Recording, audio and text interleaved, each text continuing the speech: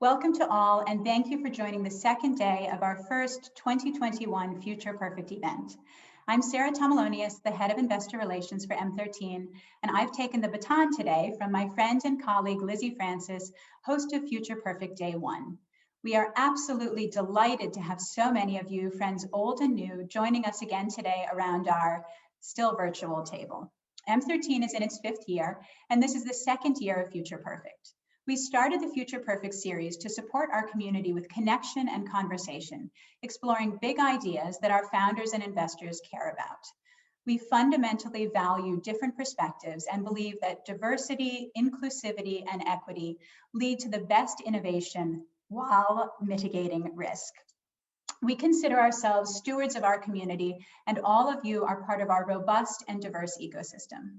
At M13, we invest in the future of consumer behavior. We built M13 to shift the J-curve by providing resources to founders of early-stage consumer tech companies, helping them execute better and faster with less capital and more successful outcomes. We've been investing in health and wellness since 2015, and our portfolio includes ClassPass, Heal, Daily Harvest, Thrive Market, Q, Tonal, Seed, Feel More Labs, Capsule, Thrive Global, Ray, and many others that are helping all of us navigate our physical, mental, and social healthscapes. The same way we consider consumer a horizontal layer where we invest, we're thinking about wellness today in all its incarnations and in its full definitional sense of fitness, wholeness, and strength. As Lizzie mentioned yesterday, over 500,000 people in the US have died of COVID-19, 2.5 million worldwide to date, leaving bereft friends and family. All of us are either directly or indirectly dealing with COVID's physical and psychological effects. The same way the pandemic has accelerated consumer behaviors 5 years into the future, it has floodlighted wellness. Yesterday, we discussed individual and team wellness. Today, we'll look at health and wellness trends and healthy infrastructures that ensure thriving, durable ecosystems. To kick off today, we are thrilled to be joined by Arianna Huffington, a leader in wellness and an M13 investor and portfolio company founder. Arianna is the founder and CEO of Thrive Global, the founder of the Huffington Post, and the author of 15 books, including her most recent Thrive and the Sleep Revolution. Now, if a multi-hyphenate who wrote 15 books can tell us about the sanctity of sleep for productivity, we should all listen. In 2016, Arianna launched Thrive Global, a leading behavior change tech company with the mission of changing the way we work and live by ending the collective delusion that burnout is the price we must pay for success. She is joined by M13 partner and co-founder Courtney Ream, and I am delighted to turn it over to them. Well, Arianna, I will just start by saying thank you so much for making the time. I think when you're someone of your busyness and stature, the most important thing you can give is your time. And I was reflecting earlier today about your generosity from the first time that I met you at the Goldman Sachs conference to as we were just talking about endorsing our book when we didn't know each other that well, and even now getting to spend a little more time with you as an observer on the Thrive board. It's just been such an honor and pleasure to spend time with you. So thank you for making a couple minutes today. Oh, of course, Courtney. It's great to be with you. I miss the times when we can be together in person. And thank you for all your support with Thrive, your investment, your participation as an observer on our board. Great to be with you. Yes, well, as you stole my thunder, it is an honor to be an investor in Thrive. So, we're at M13. Health and wellness is one of our focuses. Obviously, it is your focus. So I want to jump right in and just talk a little bit about breaking stigmas in about wellness. You made quite a splash when you first started talking about rest and napping, and that was a little counter to what all of us type A folks were thinking about. So I would love to just know, what reactions you got at the start, and then maybe if you could just mention kind of what role does culture play in helping us shape, the ways that we consciously approach work and life. Well, Courtney, as you know, what has been very important for me from the beginning of founding Thrive, when I left the Huffington Post in 2016, so it's now 4 years ago. So what has been really important is to redefine the wellness category, to be very data and science-based, and move it off the category of being warm and fuzzy or and nice to have HR benefits box to check. Because the truth is, and that's at the heart of the platform we've built at Thrive, that when we are recharged, we are much more productive. And, we see that with elite athletes, including Tom Brady most recently, who now talk a lot about how they prioritize recovery time, sleep, what they eat, the thoughts they hold in their heads, and that this is all part of peak performance. So that's our emphasis in everything we do with companies and in the way we are working to change the culture of companies and society at large, because we are all facing this delusion, Courtney, that burnout is the price you must pay for success. It's a very deep delusion. In the last two books I wrote on the subject, Thrive and the Sleep Revolution, I've tracked it back to the first industrial revolution, when we started revering machines and after machines software. And the truth is that while 99.99% uptime is great for software, it's not great for the human operating system. Downtime is a feature, not a bug for us. Yeah, absolutely. Well, I love that you mentioned, Tom Brady. He's obviously breaking boundaries, being I think he's 43. And people might also see that, LeBron recently said that he spends $1 million a year on his like self-care, but specifically recovery. Now, if I made LeBron money, maybe I'd spend $1 million too. But I think that shocked a lot of people, and really in line with what you're saying. So my next question, switching gears a little bit, you picked resilience is the word that defines 2021, and even after the pandemic's over. Oxford Dictionary defines resilience as the capacity to recover quickly from difficulties and toughness, and it goes on, and you get the gist. You're the one that said it. But how do you think you really build resilience at an individual level, and also at an organizational level, especially in times like we're in now?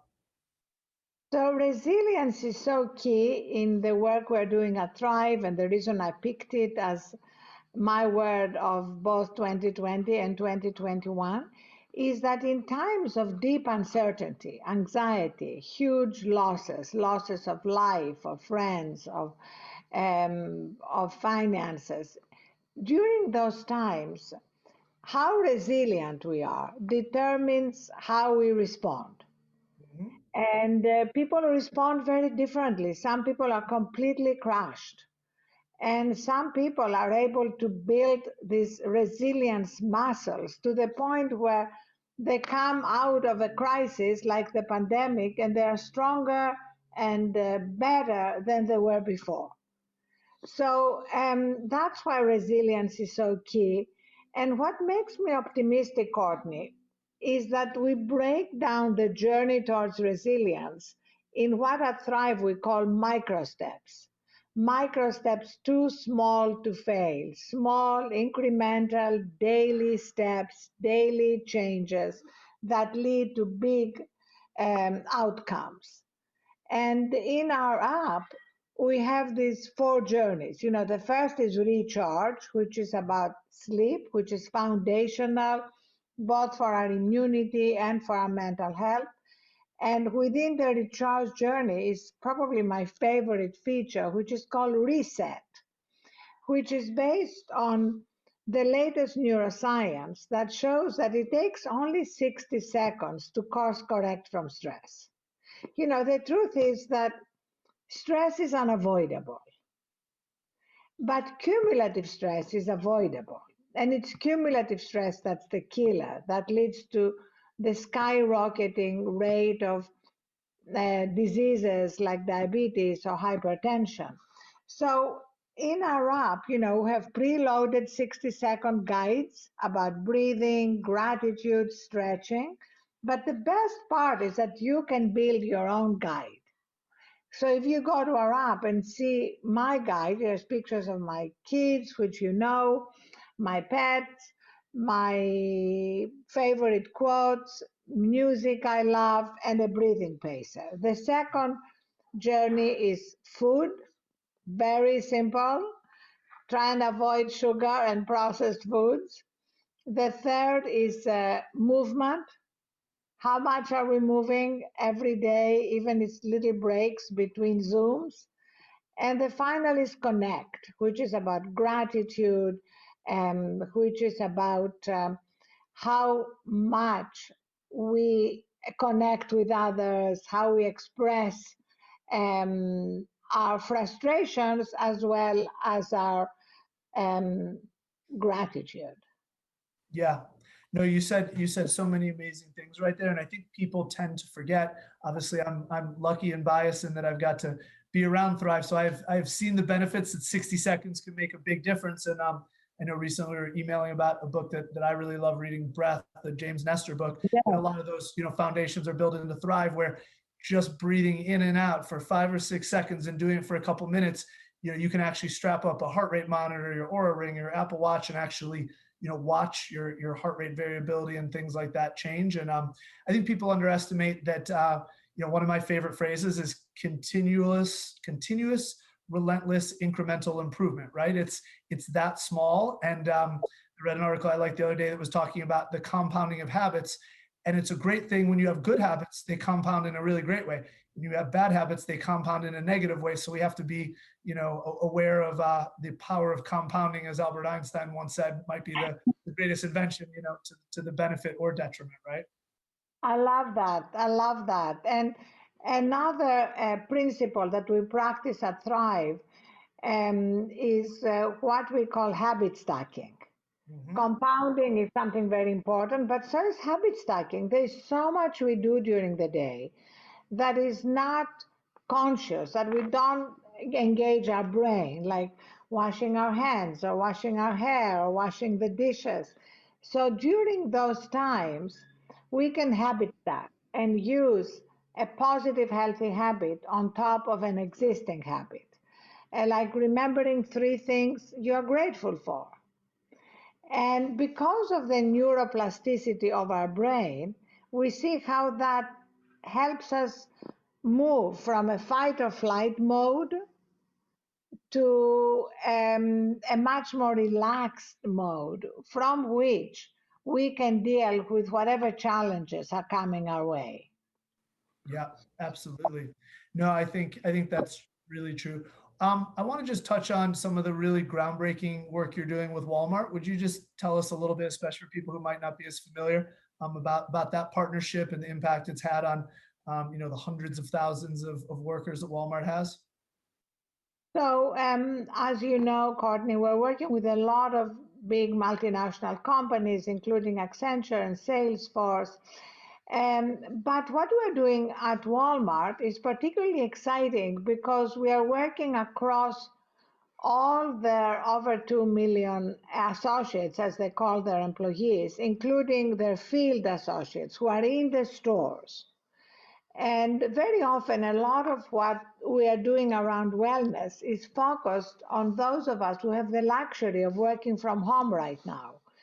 And I am personally passionate about addressing all the health problems as well as anxiety and depression that are very rampant among people who don't have the luxury of being able to work from home.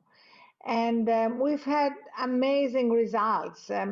Literally, people through these micro steps or one better choice, as we call them, being able to lose large amounts of weight and reverse diabetes or get off the hypertension medication or save money or get closer to their families. And then they write about it. You can go to our social media, Thrive Zip, capital Z, capital P, and see these amazing stories that will move you to tears about the changes in people's lives through these small, better choices and then through peer-to-peer storytelling.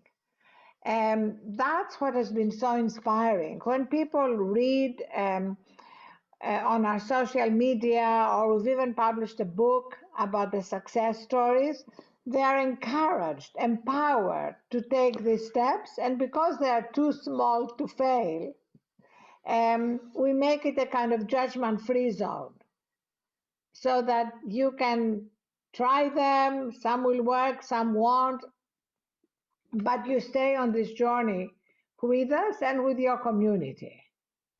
Yep, absolutely. Well, you've been talking about micro steps, and I want just someone listening to really feel like it can start with like a single step, pun intended. I've seen a lot of the micro steps. If you were talking to someone who maybe is just opening the app for the first time, what would be like your couple favorite micro steps, or maybe what are the most common or easiest ones to just start that habit stacking so people have some actionable takeaway?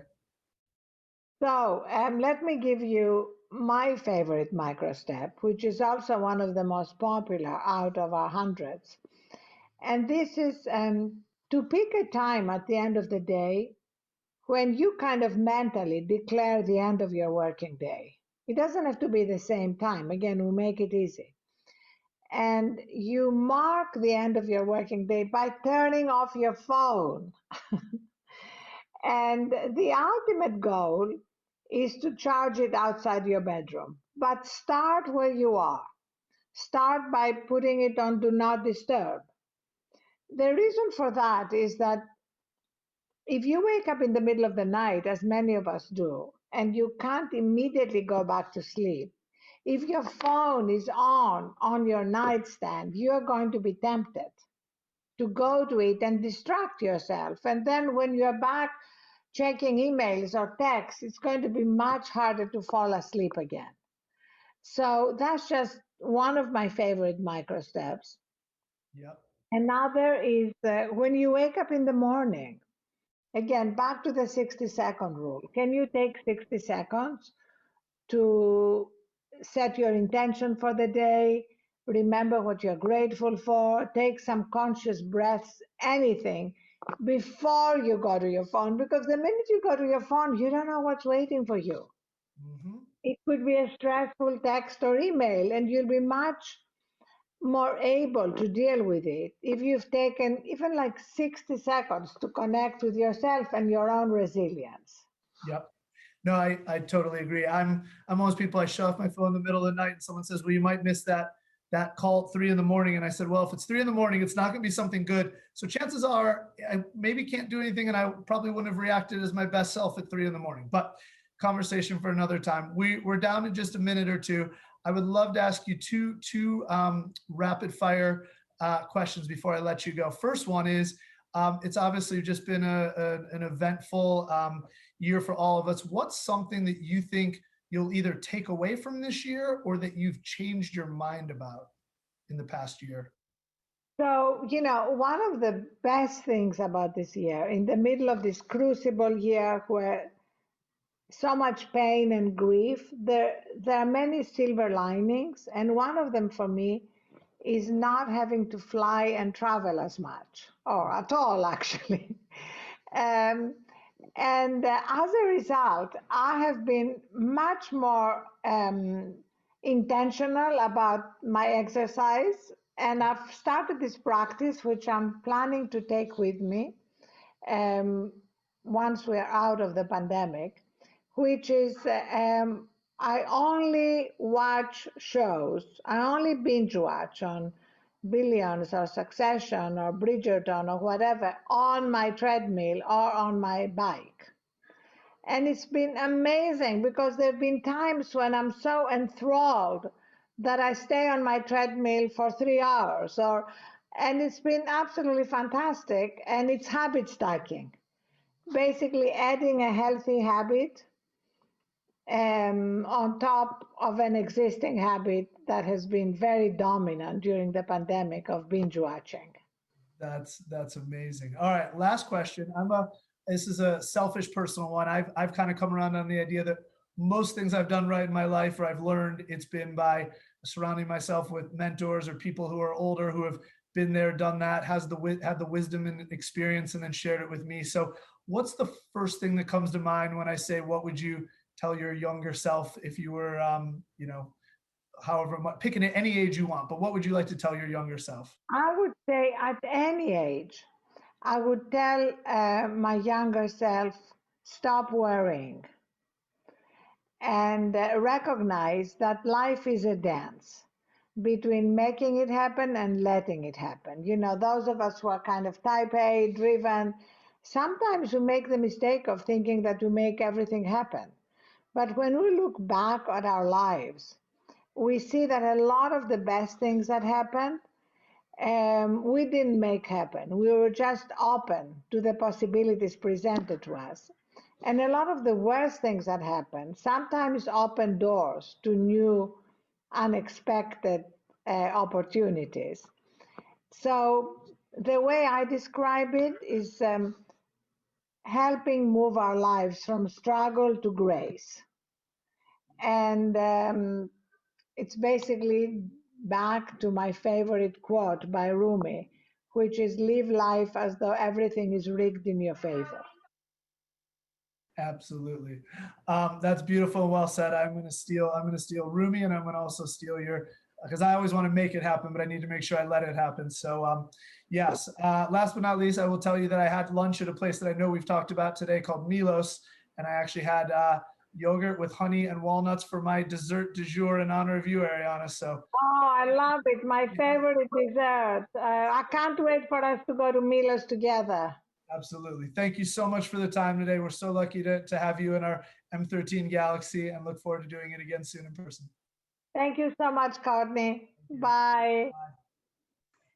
That was great. Thank you so much to Arianna and Courtney. The journey of 1,000 miles begins with the first step, and we are running a tiny bit behind. So I'm going to step quickly and introduce our next panel. Latif Paracha, M13 partner, is going to lead the conversation, and I'm pleased to introduce our panelists in alphabetical order.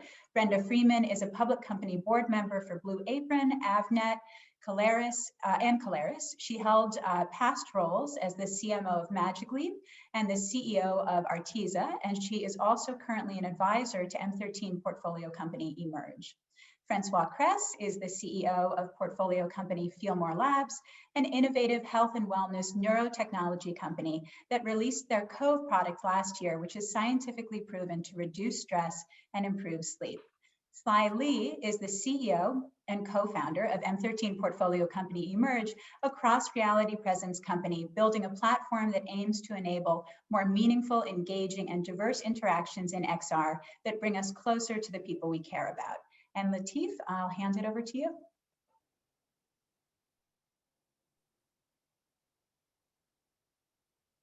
Sorry about that, having a couple technical difficulties here. Can you guys see me okay? We can. Okay, great. Well, thank you for everyone for joining. I think we wanted to start the conversation really by making the point that M13 has had a focus on advanced technologies and how they're going to impact consumer behavior, particularly in this area of wellness. I spent a lot of time, and I'm on the board of both Sly and Francois' companies, and Brenda has been a key advisor to Sly and Emerge. So very excited to have this conversation. And I'd love to kick off, Francois, starting with you. If you can give a bit of an overview on Feel More Labs and your mission, and how you guys are playing a role in this mission around advanced technologies driving wellness. Yes. Hi, everyone, and thank you for having me today. Then Feel More Lab was created with the ambition to find ways to activate the nervous system. The nervous system of the human body is extremely powerful. It has the ability to fix a lot of your mental and sometimes physical issues, but it's very hard to access. It's very hard to access in a very targeted way. You can use pills, you can use therapy, you can use all kinds of things, you can meditate. These things work more or less, but they all have a downside, or they are very complicated, or they are hard to achieve. We found a technology, we made a discovery, I would say, which we backed by science, which is by vibrating on your skin, we have the ability to activate parts of your nervous system, and more specifically, very specific deep parts of your brain, which are involved in modulating your anxiety response. We have MRI pictures showing it, and basically today it takes the form. Our first product, Cove, is a little device like that you wrap around your head, hit a button, play it for 20 minutes, vibrates very lightly, very specific vibration on the back of your ears, on the skin behind your ears. And that creates this connection with your brain, which over time create much bigger resilience to stress and anxiety, and helps a lot with sleep as well, as our studies show. Then it's a new category of wearables which actually do something to you and your body, which are not there just to extract information. And we have been on the market for a couple of months now with very interesting results and a lot of early adopters who seem to enjoy the technology. Great, and thank you for the demonstration. I would say very excited about the launch, and anyone on the call, please check it out and give us your feedback. Sly, over to you to talk about Emerge and how you're building this vision for wellness. Thanks, Latif, and good to see you again, Francois and Brenda. And I'm really excited today because Francois and I have been chatting over the last few months, and I've actually tried his product. And it's amazing kind of the approach that we're both taking from sort of different angles. So Emerge exists to create consumer products that enable and empower people to build meaningful bonds across distance and time. What that means today with our first product is we are creating new digital experiences to enable new dimension of connection, incorporating sight, sound, and touch. Just imagine a virtual high five, what it would mean to reach across the screen and actually hold someone's hand. That's in essence the goal of our first product and what we're trying to create. And actually at the core of the first product, actually probably Francois and we both share this similar underlying thesis, which is the power of touch. Francois and the product of Cove really activates and simulates effective touch, which is really powerful. I put it on and fell asleep in 5 minutes. Like I fell asleep using the product, and that's because I was just so relaxed. And on our end, we're also striving to create a new language of connection when you just can't be together when, in times of the pandemic, but also just reality. We're just separated and we're just a global civilization. So at the core of Emerge is the human connection, the human experience. Yeah, and I would argue that this idea of touch, in a world where we're all remote and we're all digital and we're all sitting on these screens, is ever more important. And we're really excited to be supporting both of you guys in your very, very important missions. Brenda, I want to turn it over to you. You've had an illustrious career.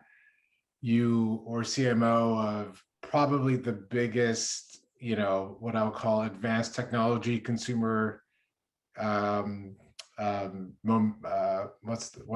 movement in Magic Leap over the last decade. Would love to understand, what did you learn from that process? Had a great rise, and it's come back down to earth a little bit, and ultimately ended up really focused on healthcare, which is interesting given what we're talking about from a wellness standpoint. But I'd love to understand, your learnings and your perspective on the market, given your time there, and then also, maybe touch on the power of storytelling and the narrative, where you've got to paint a picture for people to believe in the future, yet it has to be real enough that they know it's coming soon. And a little bit on that, please.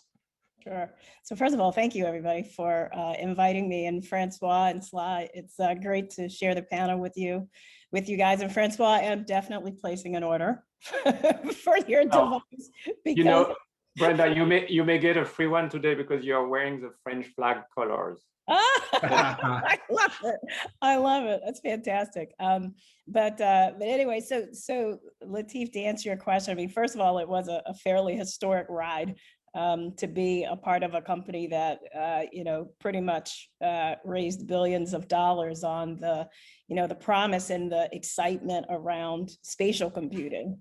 And, they definitely have moved, Magic Leap has definitely moved into a chapter 2, so to speak, since I've been there, where, they're very much focusing the spatial computing technology more into the enterprise space, as opposed to going directly to the consumer. And under the leadership of Peggy Johnson, I think she's doing who was a recent key leader of Microsoft. I think she's doing an incredible job of figuring out how to use that technology to, to really sort of advance this idea of connection, in a different way, and connecting the dots really between Magic Leap and what Sly's doing with Emerge and what Francois has just recently launched, with his product. It really all does stem down to meeting some needs at the core. And for the most part, I'm a brand storyteller that happens to be an engineer. And so for me, I always get excited. I was excited to actually be invited to this panel, because I believe the timing could not be more important and critical, just based on what's happening in the world today.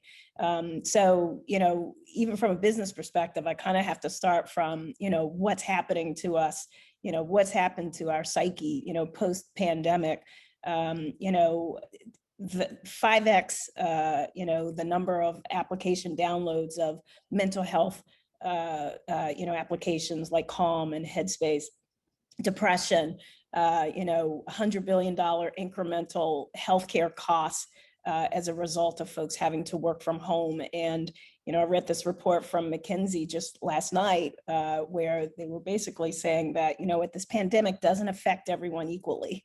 It doesn't affect organizations equally. It doesn't affect individuals equally. Some folks are really struggling. So this need for connection, the need for touch, is going to stay with us post-pandemic, right? It's like, this will be the new normal, the next normal, whatever catchphrase, is the one that wins out. But essentially, once we get out of this, once we all get our jabs, we're all going to figure out new ways of connecting and communicating and learning.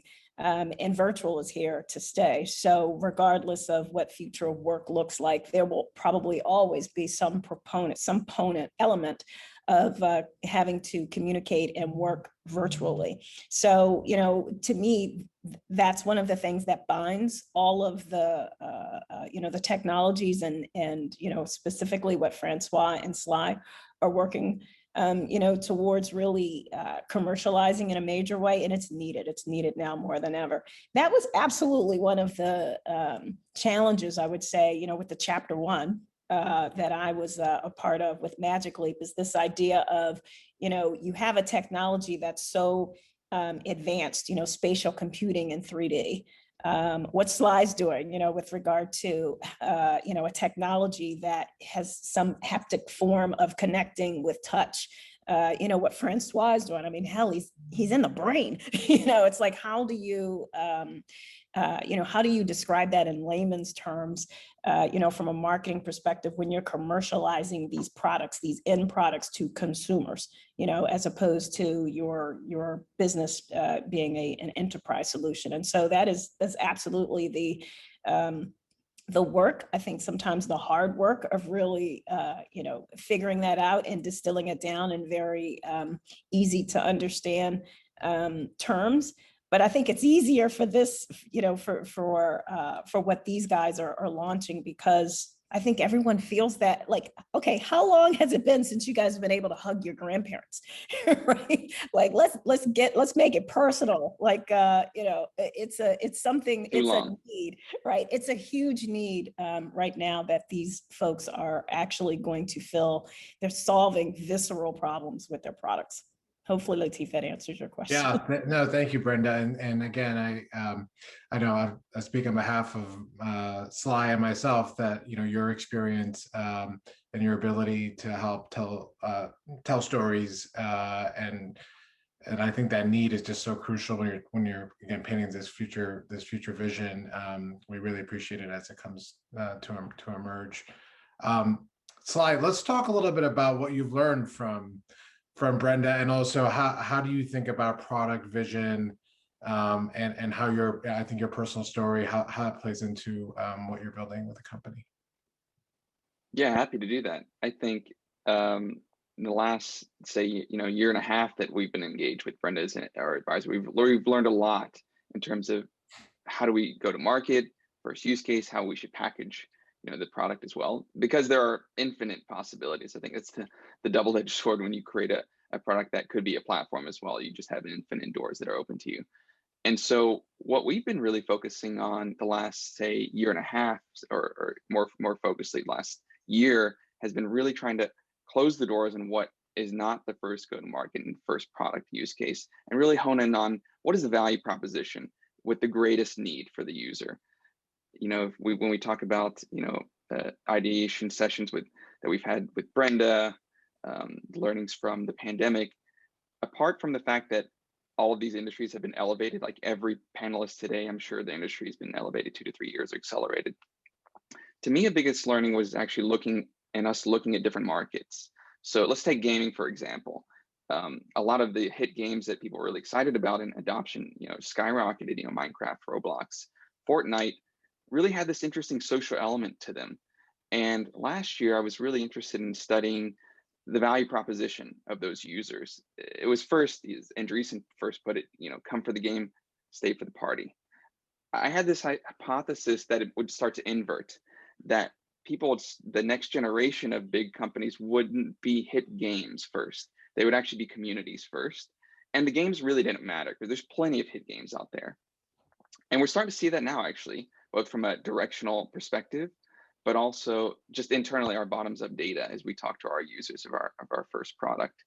It really is, we do see a need in this void, even within the hardcore gamers themselves, of needing a product that enables the connection, the community that they don't have, as Brenda was saying, but enables more of an intimate space, and the gaming keeps them in there longer. So that's really the space that we're looking into and what we're interested in building. And if there's anything, I think an interesting point Brenda brought up is that the pandemic has really elevated is the inequalities, that we all face. We don't all face the same challenges equally. People, even during the pandemic, could still hop on a private jet and a plane and go visit their loved ones. I couldn't. Probably a lot of people on today's call couldn't. You saw the same things with Black Lives Matter, and especially with the ability to see a loved one, see my grandma. And so I think that's how we've been sort of understanding how we should catch the wave of the changing consumer trends that are here to stay, that are evolving. And now I think we're just lucky in terms of timing that the new wave that's coming or is already here is really driven by the human connection desire. And the gaming is sort of secondary. That's just the vehicle that it's wrapped around in. Yeah, I think actually, the fact we're all on these equal, squares on a screen, in many ways, there's some issues that come alongside that, but it's also incredibly equalizing. And how do you bring that philosophy into the product? I think is really interesting to think about.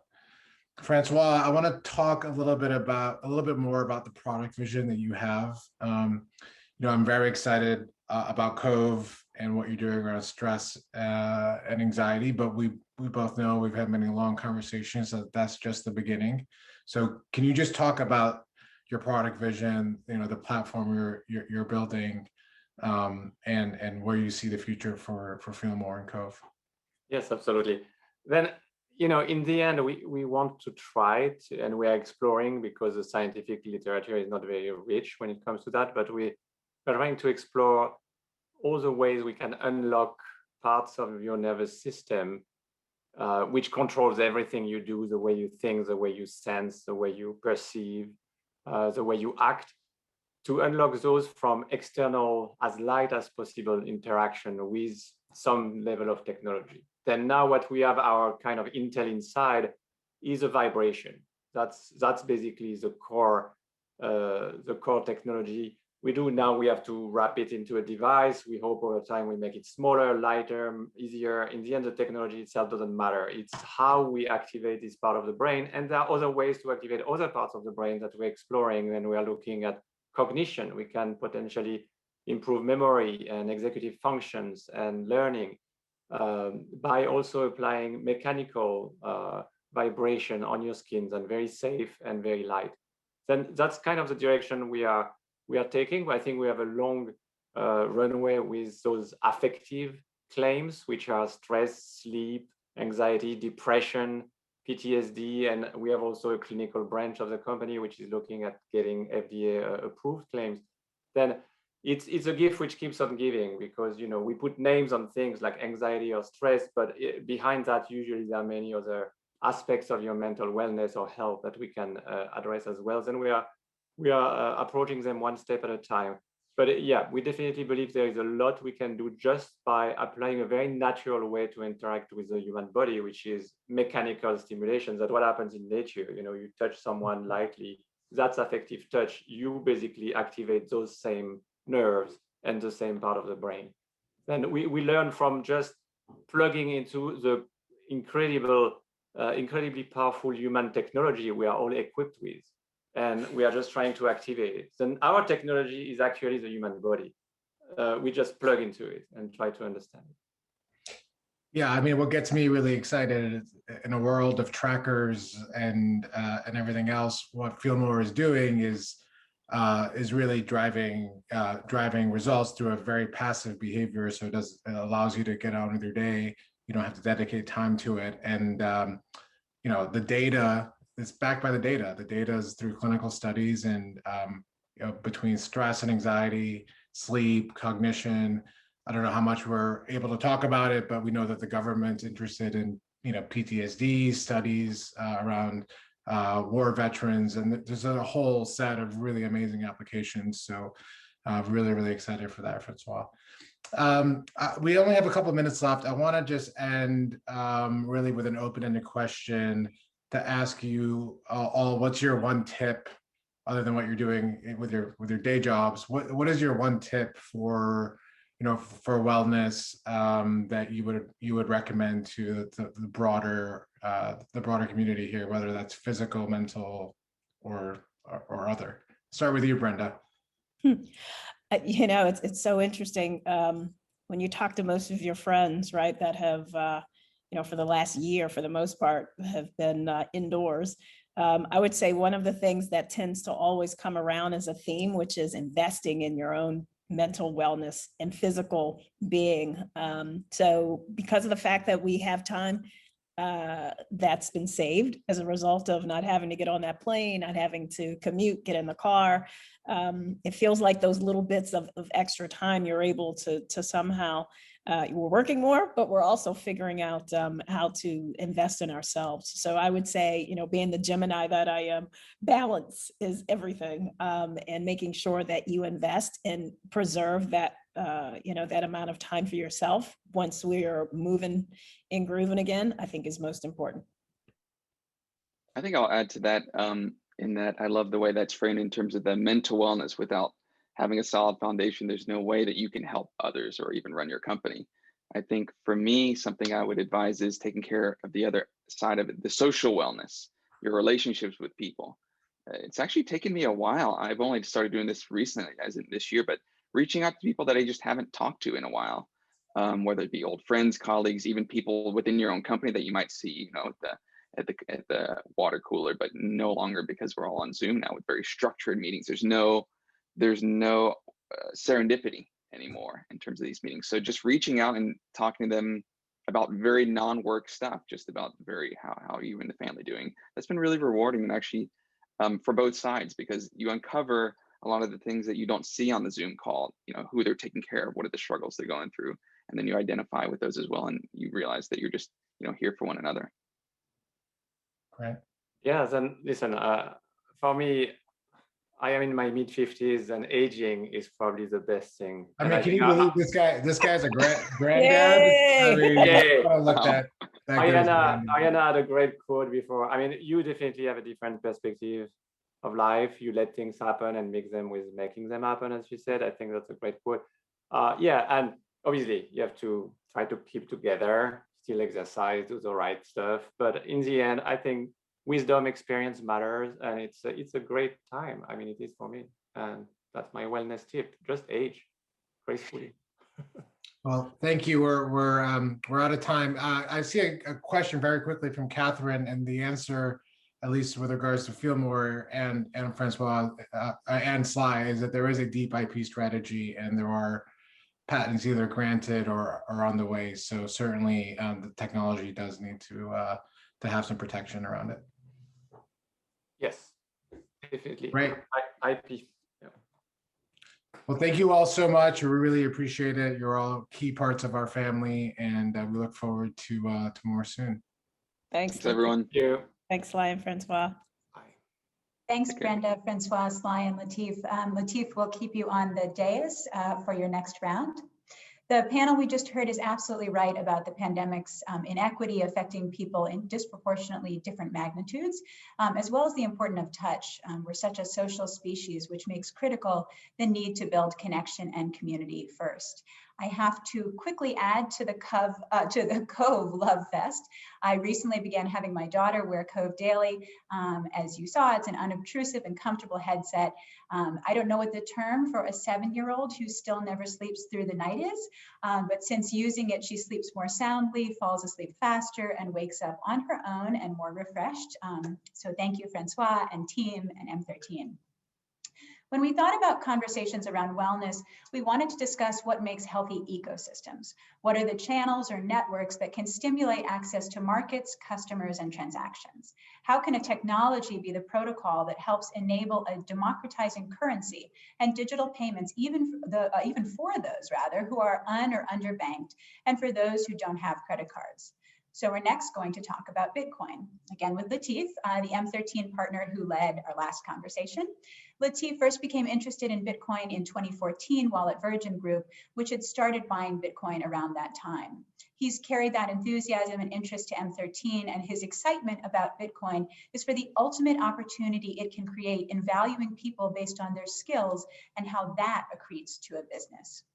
Latif will be joined by Elizabeth Stark.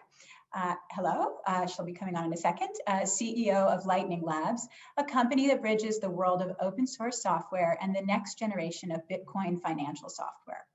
Lightning's secure and scalable Lightning systems enables users to send and receive money more efficiently than ever before. Hi, Elizabeth. I am so excited to hear this conversation, and over to you. Elizabeth, my old friend, how are you doing? Hey, Latif. It's really great to be here and to see everyone virtually and hopefully in person very soon. Good. Yeah, so it's interesting. This whole topic is around wellness, and we're talking about Bitcoin, which people probably don't automatically associate the two This is the first thing that would come to mind. Yeah. Yeah. So this should be interesting.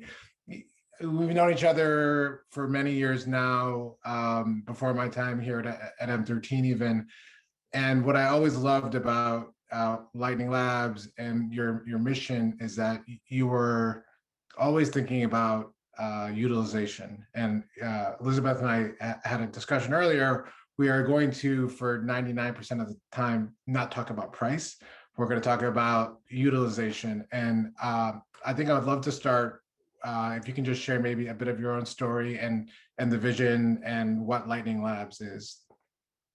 Yeah, sure. I've always been really passionate about the internet and its democratizing power and force.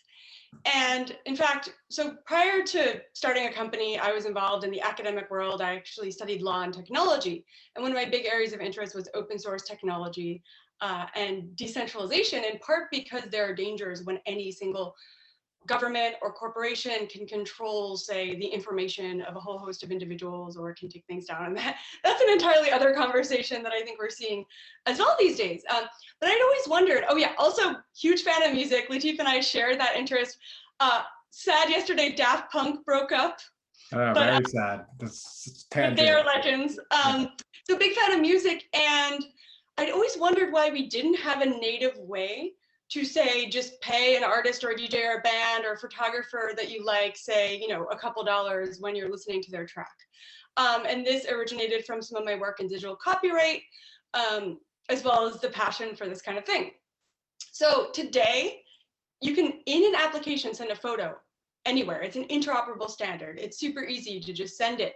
But why can't you actually send value or money natively on the internet? And that's what got me interested in Bitcoin and then ultimately Lightning, because what Lightning does is it enables people to send Bitcoin instantly anywhere around the world with really low fees. And you can have many transactions per second, unlike the base layer of Bitcoin. So we're building this transaction layer, a decentralized visa, if you will, for Bitcoin, and it's global and it opens up lots of possibilities. Great. Well, let's talk about some of those possibilities. There's a couple favorites of mine, but I want to, if you could maybe highlight what are your favorites, and a little kind of guide would be, some of the emerging market use cases, and what that's opening up and democratizing access to financial services. That'd be really great. Definitely, yeah. Right now, there's a lot of noise, as I like to think of it, and talk about the Bitcoin price. But at Lightning Labs, our goal is to bring Bitcoin to the next billion people around the world. Much like the internet, affected the lives of so many folks. What the internet did for information and democratize access, the idea of Wikipedia was almost, people couldn't even imagine that, say, a couple decades ago. The goal is to do that with value and money and open it up. So the emerging markets use case is one that's near and dear to my heart.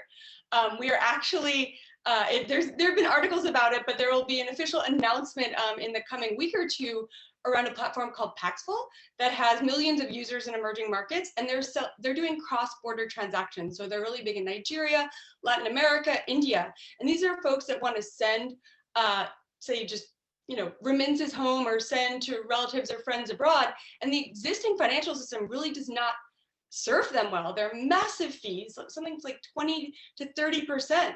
And actually Bitcoin, being this open protocol for value, enables far faster, far cheaper transactions for these folks. So I absolutely love that use case.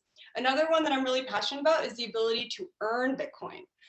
There are many places around the world that have inflationary currencies. We hear of examples like Venezuela, Zimbabwe. You have Argentina has experienced quite a bit of inflation. Why should people be penalized for the fact that their local currency is actually inflating out of value? So there are a variety of applications, including one called Stack. It's actually very large in Latin America, I believe the Philippines and Southeast Asia, where people can perform small tasks and earn Bitcoin. They can also convert it to their local currency if need be, pay off a smartphone, pay cell phone bills, and it actually opens up access for people to earn money around the world in a way that was not previously possible. Also the creators, near and dear to my heart, the father of podcasting, a guy named Adam Curry, who's actually on MTV back in the day, if anybody remembers that, a VJ. Has recently launched an initiative called Podcasting 2.0 that enables podcasters to stream and earn Bitcoin over Lightning to enable more autonomy and decentralization so that they're not stuck with large corporate entities and they can be independent, and that's good for the ecosystem. The Lightning art community has been taking off lately. There's some very cool art auctions happening.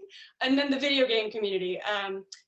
The last year, a lot of people have been stuck at home. Video games have definitely become an outlet. But again, people can both buy things in game, but actually earn Bitcoin in tournaments, and this opens up access to people all around the world. And then sometimes people say, okay, well, Bitcoin is volatile, right? And it has been volatile. But Bitcoin can actually be a way for people to transact on the internet without knowing that they're using Bitcoin. And this is something that I'm really passionate about. Much like, in the early days of the internet, or even today, people don't know about the inner workings of the internet protocols, TCP/IP and all of that. I believe a lot of users will not even know that they're using Bitcoin when we get to that billion people in the future. And one really cool example of that is a company called Strike. They have a product called Strike Global, where people are able to send from, say, US dollar to Naira in Nigeria, or Indian rupee to Argentine peso or euro. I know they have a trial in El Salvador, and where there are a lot of remittances from the US actually. And the end users are using Bitcoin and Lightning as a protocol for value, or an interoperable way to transact.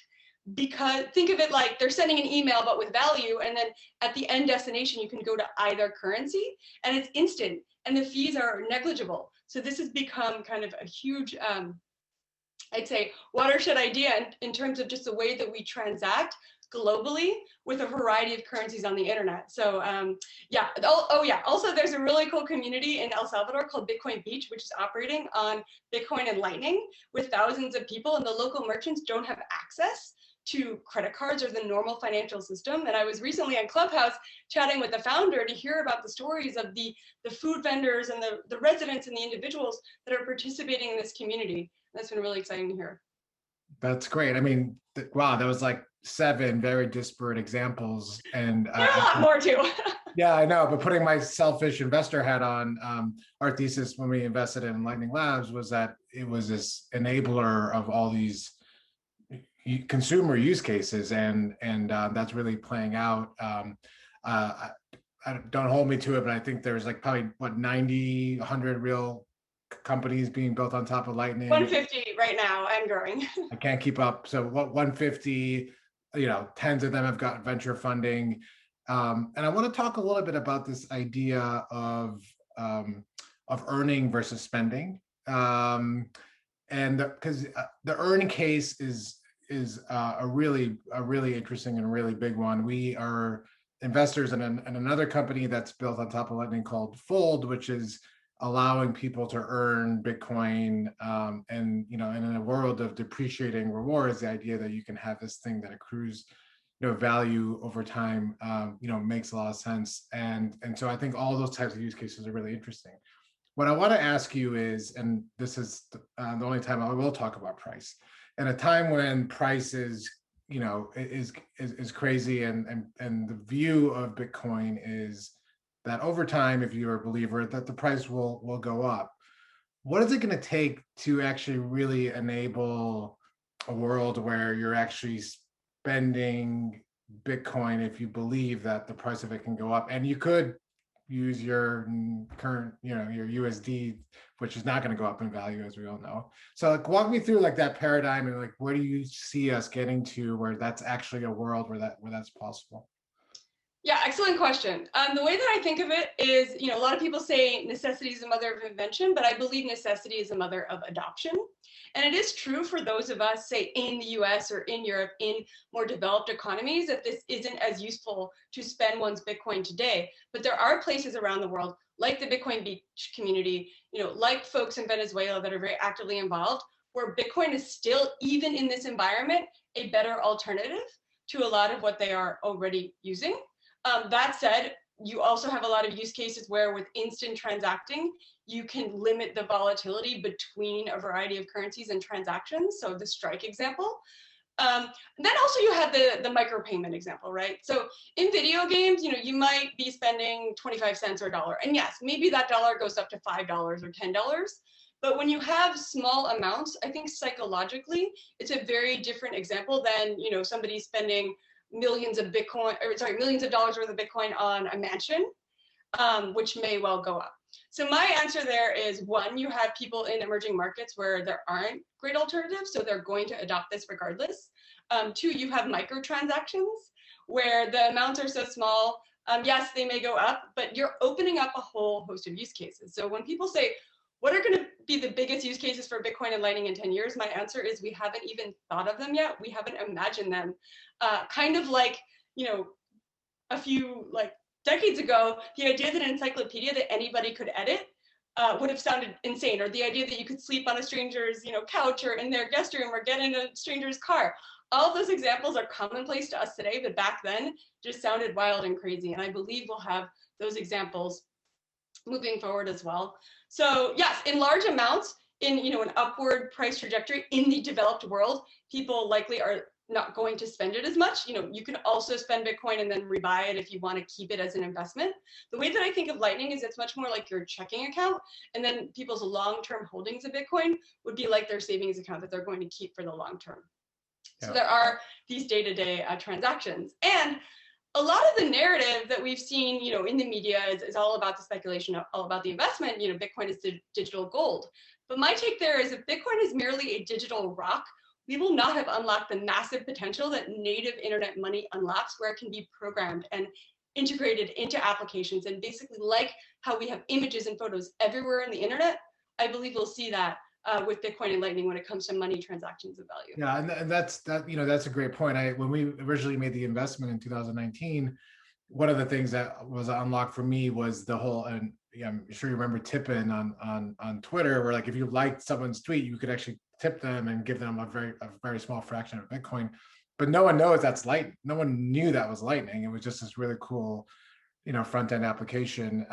So let's play a game of predicting the future, because a future I think we both believe in.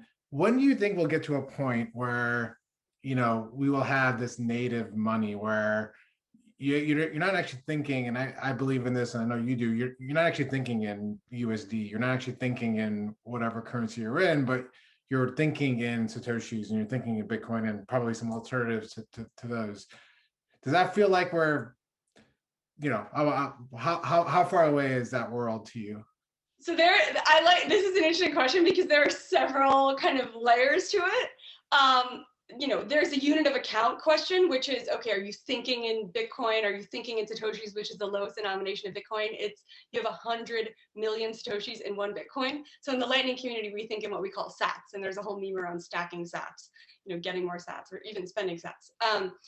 And then there's the question of medium of exchange and the idea that people are transacting. So my answer is actually a little bit different, which is I believe Bitcoin and Lightning will be the medium of exchange of the internet, and it will be this glue that connects a wide variety of assets and currencies, but it may not be the unit of account for a while to come. I think for a certain community, it will continue to be, and that will grow. But I think for a lot of people, they might visually see their balance, which is actually in Bitcoin, in their native currency. And actually, it's possible to have things like a Bitcoin-backed dollar type asset or a Bitcoin-backed, you know, other fiat type asset. So I believe we'll get to the medium of exchange, you know, maybe a couple years out, natively on the internet, but not necessarily the unit of account where everyone is thinking in terms of Bitcoin and Satoshis, and that's okay. In fact, I actually think they are complementary and they go hand in hand. Great. Well, you know, you're building the future, and we're really you know, excited to you know, to play you know, a part in that. The last question I'll have for you is just in it might be slightly more tactical, but in terms of like, what are the things that need to get done to enable Lightning and to enable this future? What are the things that, you know, maybe keep you up at night or you're focused on? And obviously, as your investors, we want to support you in all those things. But we'd love to understand, you know, what are those things that are going to enable this future? Yeah, for me, I'm really passionate about focusing on real use cases and focusing on bringing this technology to the wider world. And I do think a lot of the recent price talk has been a little bit of a distraction. So we have this saying internally at Lightning Labs, you know, ignore the noise and keep on building, kind of in the broader context of healthy ecosystems. So we're really focused on bringing this technology to end users, and we're building a platform for developers. And then these, you know, 150 startups and more developers, or many more that have built applications, are building the tech for the end users. So to me, what is really needed is to maintain that focus, usability, making, you know, no technology is necessarily easy to use in the early days. You look at, you know, everything from the earliest computers to the early days of the internet, the early mobile phones. So, you know, Bitcoin in its early days was not easy, but we're making great strides in making it more usable and accessible. So that's one thing I'm really passionate about. But at the end of the day, what I think is needed is to just really focus on the use cases and focus on solving real problems for real people. I think in the cryptocurrency industry broadly, sometimes we lose sight of that. And it's like, oh, there's this crazy new technology. And then my question is, okay, how does this help, you know, real users, people, businesses, so on and so forth? So I love the kind of the far-fetched technology, but I also want to keep it grounded in terms of this technology has so much potential to reach, you know, 1 billion or more people and change their lives for the better. And democratize access to, you know, transacting on the internet, to earning money, you know, for people that don't have access to credit cards, to spending money digitally. And it's not controlled by any central entity, and that's extremely powerful. So at the end of the day, I'm really about, you know, we talk about number go up in the Bitcoin world, but I'm about number of people go up and bringing Bitcoin to that next billion. Great. Well, you know, one of my regrets of 2019 was missing the Lightning conference in Berlin, where there was developers from all over the world. And I know in 2020, that was not possible, or maybe not even in 21, but I'm really excited for the next one. And I've got sign off from my wife and the kids to make it out there on short notice even. So we'll bring it back. And by the way, the power of community.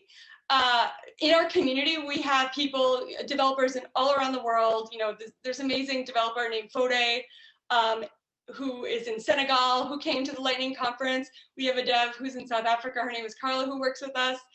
We have people from Latin America, from Europe, Asia, all of that. So yeah, it's really an incredible community, and the power of community is really what's going to bring this technology to that next billion. So I can't wait. Yeah, I can't wait to see you at the next event, hopefully in person in the not too distant future.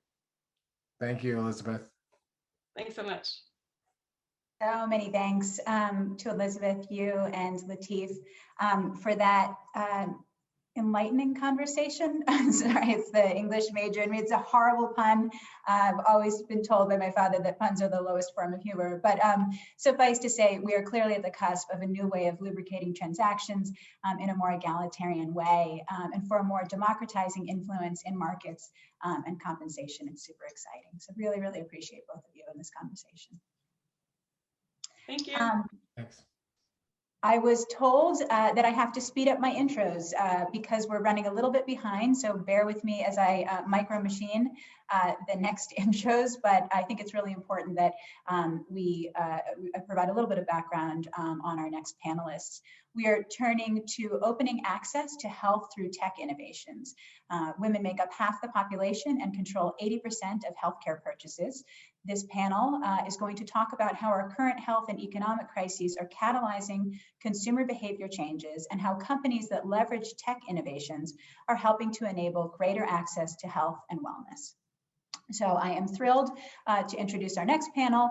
Catherine Balsam Schawber is the CEO of Kindra, a company that was developed by M13's Launchpad with partner P&G Ventures, and that brings a revolutionary approach to the confusing, long neglected world of menopause. Kindra's thoughtful collection of soothing products and resources help relieve hot flashes, mood swings, vaginal dryness, and other realities of menopause. Kindra has an open door, open mind policy to help women feel more like themselves. Kinariwala is the founder and CEO of M13 portfolio company Capsule, the largest independent digital pharmacy in the nation, which has raised over $250 million from some of the best consumer and healthcare investors. Capsule is rebuilding the $425 billion pharmacy industry from the inside out with an emotionally resonant brand and technology that enables customized outcomes for doctors, hospitals, insurers, and manufacturers. Capsule never loses sight of the fact that behind all the craziness of the healthcare system, the company is just people looking after other people. Nathalie Walton is the CEO and founder of Expectful, the #1 meditation and sleep platform for expecting and new parents, which has a mission to solve the well-being crisis facing the 21 million women in the US who are new parents, pregnant, or aspiring to conceive. Nathalie, please make your next product for the parents of elementary-aged kids and then teenagers.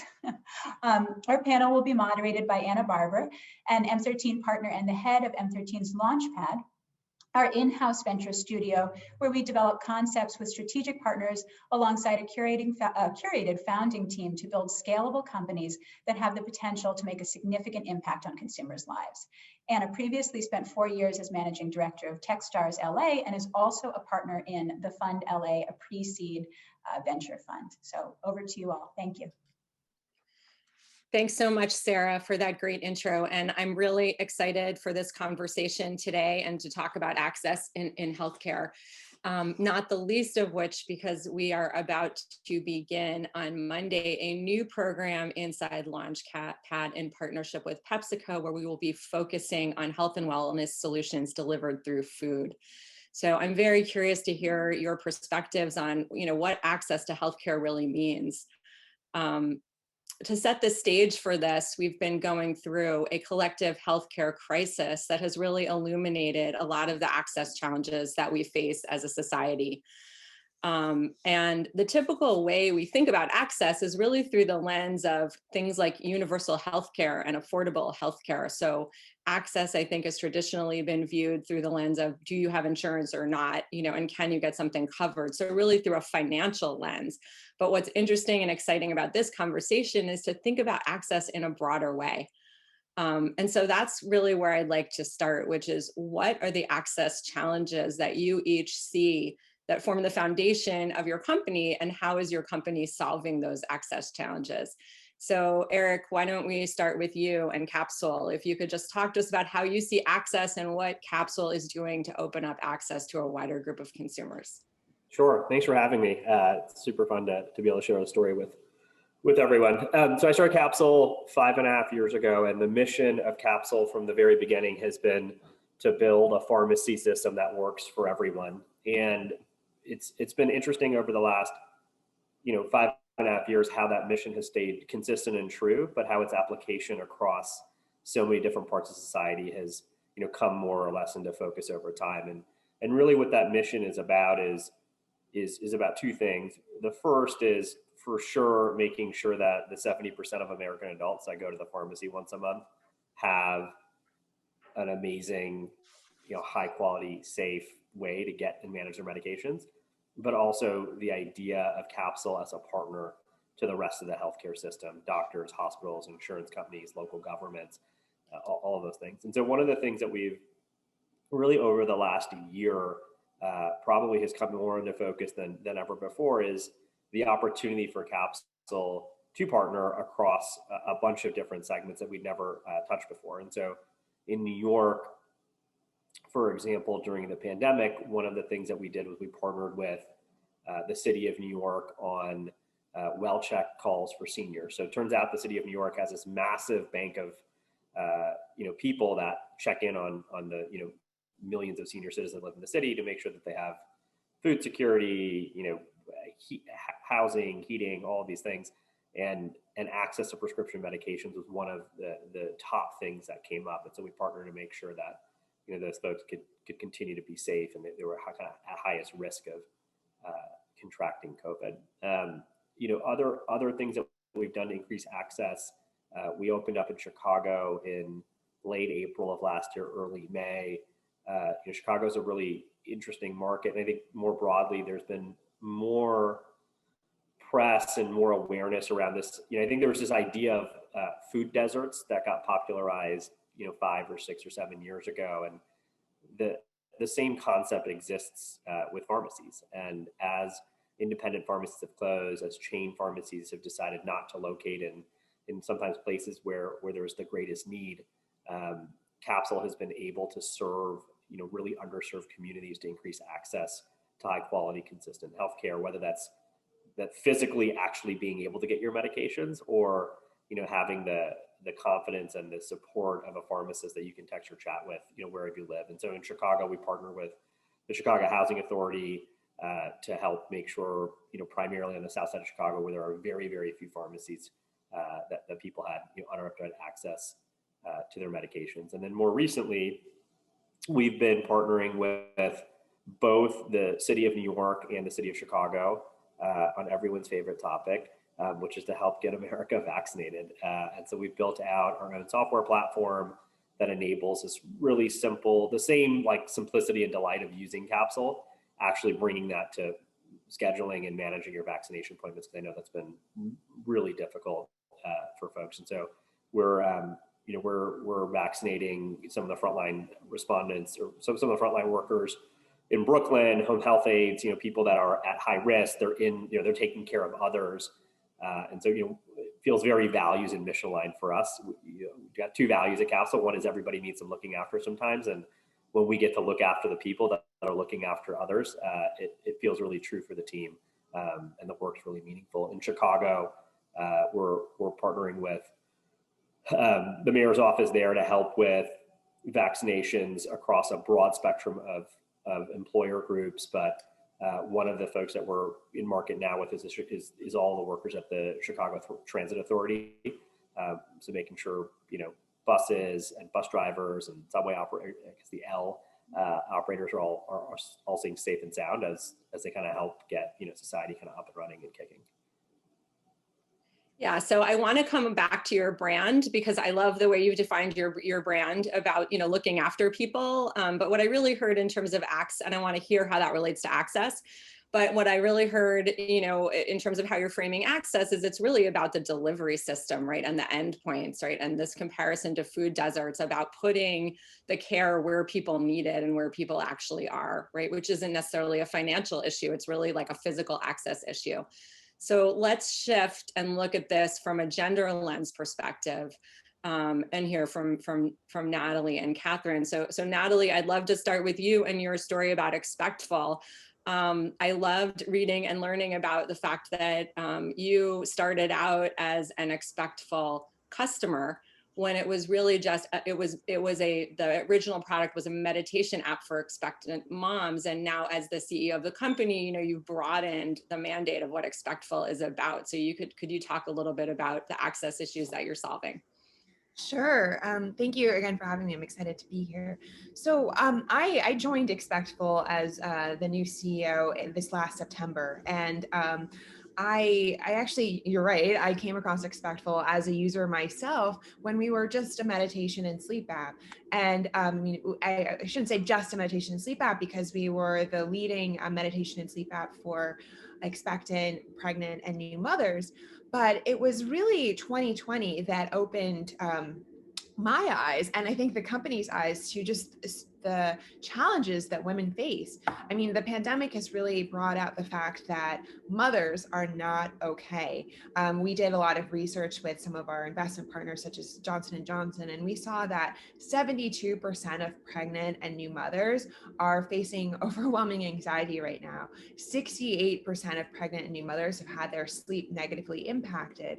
And so when we looked at these statistics, we knew that meditation and sleep is a great starting point, but women need much more support and access to the tools that can help them really thrive. And so how I have thought about access is really around a conversation. I think that the reason that so many women struggle in fertility, in pregnancy, and in parenthood is because as a society, we're not having the conversations that we need to have to normalize the challenges that women face.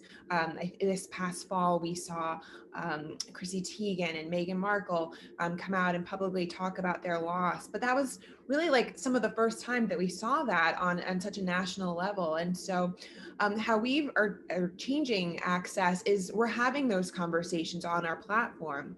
And we're creating content around those difficult conversations and those moments that women might not feel comfortable talking about with their doctor or their best friend. And so it's really, we're creating an entry point to have the difficult conversations that women need to have to understand that there are support solutions to their problems. But first, in order to know that there's support, you need to know that that the problem that you're facing is an actual problem and that it's real.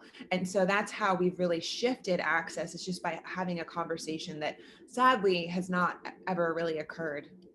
Yeah, it's really thinking about access as, information and community and education being the doorway into care. Right. And I think a lot of, what you're seeing is that there's been a roadblock, particularly for women's health issues, to talking about some of these issues. There's not the conversation happening between friends or, online. There's just a general lack of information and a lack of comfort with talking about some of these issues, which, Catherine, I know is something that you are addressing head on with Kindra, which, offers a series of products to address the most common symptoms of menopause, but really is providing a platform for a broader conversation around normalizing menopause and bringing it more into, the public eye as a topic of safe conversation. Could you talk a little bit about Kindra and what you're doing? Yeah. So, Kindra is a business that focuses on helping women thrive during menopause and the menopausal journey. What's interesting for us is that when you think about the way culture and other organizations define menopause, that it is often seen as an extremely negative event in a woman's life. So, for example, kind of lifting off what Nathalie was talking about culturally, Google actually defines menopause as a condition that can't be cured, when it's actually a natural hormonal shift in a woman's body, just like puberty and pregnancy and all of the shifts that we've seen before. So for us, it's about focusing on actually access to accurate information and education. A lot of women, as they're approaching the menopausal transition, don't actually know what's happening to their bodies. There are 34 symptoms of menopause, which is a lot of change happening at once, all part of your natural evolution. But sometimes it's hard to know or even believe that in your late 30s and early 40s that this kind of change could be happening. So when we think about access, we think about it as access to education and information, but also access to products and other services that can really support you. So we have scientifically proven products that work, that don't require a prescription and are delivered directly to your door. So, some of these conditions like vaginal dryness, for example, you don't necessarily want to be looking for solutions to that challenge in your local pharmacy. You want to spend time not only educating yourself about what's happening to your body, but knowing that you're going to get products that work because there's the science behind them, and there's a group of other women who are supporting you on that evolution. As we when we think about our business, it's really that the community component, because hearing from other women about the changes that are happening in your body helps to normalize what's happening on a day-by-day basis, and really helps you figure out how to manage your personal journey in a really natural way that makes you feel cared for and empowered. So we think about access all the time in terms of being able to get the products you need in the way that you want, and not necessarily have to go to a doctor to be able to get those solutions. So we're going to be running short on time because we've had a bit of a compressed schedule today. So I want to shift the conversation and kind of focus on the future. When we think about the challenges of the last year, I mean, I think Nathalie, you referred to this, with what, pregnant women have been experiencing in the last year. And I can only imagine how stressful, it would have been to go through that experience, during the last year. But it's also true that we've had inequity and lack of access thrown into sharp relief during the pandemic. So what changes are we seeing accelerating, in healthcare delivery as a result of the pandemic? How are we seeing this as a catalyst for positive change? And Nathalie, maybe we could start with you. What is going to come out of this? It's going to leave us in a better place with greater access. Sure. So I think from my perspective, we are going to emerge in a much better place. And one of the areas that I see us emerging is really around community and just completely redefining what community means. So for example, at Expectful, we have launched mother circles, and these are support circles. They're intimate, like 12-person circles that are led by doulas. And these are connecting isolated moms that are navigating one of the most challenging experiences of their lives. And the feedback from the groups is just absolutely incredible, because women and everyone at this time, they need that connection, but particularly navigating the challenging parts of one's life. And so I think that in the future, over the next couple of years, we're just going to continue to see these online connected communities emerge. I think the fact of being on Zoom all day has normalized online communities. And one of the most beautiful things I think about communities and the internet versus offline communities is that it allows you to connect with people that you otherwise wouldn't have had access to. So many of the mothers in our community say, I love that I can join a community on Expectful because I'm a working mom, and the people that are in my communities, in my small town, like they're all stay-at-home moms, and we have very different challenges. Or like likewise, in some they're BIPOC mothers, and they want to connect with other BIPOC mothers, but it's not possible because of their location. And so I see this really beautiful ability to connect with other people that are like-minded, to create that support and that dialogue that hasn't happened. And so that is, I think, one of the beautiful developments of the pandemic. I want to connect this back to what you said, Eric, about your brand, and the idea that the customer experience is integral to what you're doing. Which says to me that healthcare is more than just about delivering solutions, to identified, health issues. So, how has the pandemic kind of changed your lens about what you see as Capsule's role, in the community? Capsule went from something that pre the pandemic was a convenience for people, certainly a better way of doing something. It's always been a better way of doing something. And I think what we learned through really just straight away through March and April of last year was that capsule went from that being something that was a convenience to something that was an essential part of the healthcare infrastructure, first of New York, but then also in some of the other markets that we've operated in. I think the learning is that I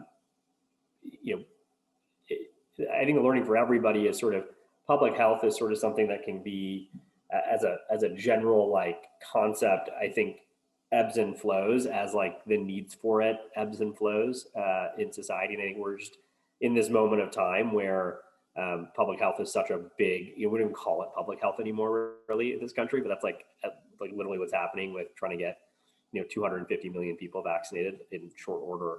And I think what we've learned as a company is that our opportunity to partner with people across the healthcare landscape, whether that's hospital systems, whether that's governments, whether that's employers, which we're doing a number of things on the employer side, has really expanded the reach of how we think about what the potential for Capsule can be and all of the different kind of constituents that we can serve with the technology platform and the brand and the experience that we've built. And I think one thing worth noting is from the very beginning, we built Capsule so that it was accessible to everybody. And so you can use Capsule however you want. You can use Capsule on text if you just want to use it on text. You can use Capsule totally on the phone.